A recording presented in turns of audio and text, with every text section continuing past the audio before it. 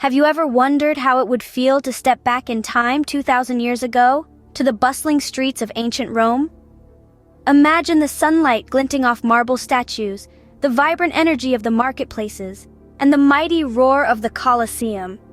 Well, buckle up as we dive into the fascinating world of ancient Rome. Our journey begins with a city founded by twin brothers, Romulus and Remus, who, as the legend goes, were raised by a she-wolf.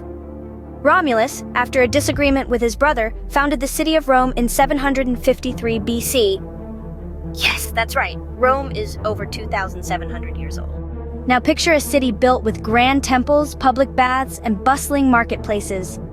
Rome was one of the first cities to have a system of laws, known as the 12 Tables, that were displayed in public for all to see. These laws helped to maintain peace and order in the city. But Rome wasn't always peaceful. The city was home to the mighty Roman army, known for their strict discipline and innovative tactics. They marched across vast lands, conquering many territories and expanding the Roman Empire. At its peak, the Roman Empire stretched from the sunny shores of Spain to the cold forests of Scotland, and from the sandy deserts of Egypt to the fertile plains of Mesopotamia. Now, let's not forget the Colosseum, Rome's most iconic structure. This massive amphitheater, built of stone and concrete, could hold up to 50,000 spectators.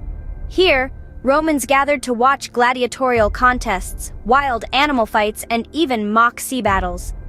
But Rome was not just about wars and gladiators. It was a hub of culture and learning. Romans loved their entertainment. They enjoyed plays in theaters, chariot races in circuses, and feasts in their homes.